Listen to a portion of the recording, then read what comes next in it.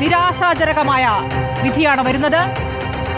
നടിയെ ആക്രമിച്ച കേസിൽ ദിലീപിനെ വെറുതെ വിട്ടിരിക്കുന്നു. അപ്പോൾ കൊട്ടേഷൻ നൽകിയുള്ള ബലാത്സംഗ കേസ് എന്നുള്ളത് നിലനിൽക്കില്ല എന്ന രൂപത്തിൽ വിധി വരികയാണ്. 7ാം പ്രതി ചാർലി തോമസ് ദിലീപിനെ വെറുതെ വിട്ടിരിക്കുന്നു. 7 പ്രതികൾ 7ാം പ്രതിയും വെറുതെ വിട്ടിരിക്കുന്നു. 6 പ്രതികൾ മാത്രമാണ് കുറ്റക്കാർ. ദിലീപിനെ വെറുതെ വിട്ടിരിക്കുന്നു. നടിയെ ആക്രമിച്ച കേസിൽ ഗൂഢാലോചന കുറ്റം ചുമത്തിയിരുന്ന 8ാം പ്രതി ദിലീപിനെ വെറുതെ വിട്ടിരിക്കുകയാണ്. ഗൂഢാലോചനയ്ക്ക് തെളിവില്ലെന്നാണ് കോടതിയുടെ കണ്ടെത്തൽ. ആദ്യ 6 പ്രതികൾ കുറ്റക്കാരെന്ന് കോടതി. ആദ്യ 6 പ്രതികൾക്കെതിരായ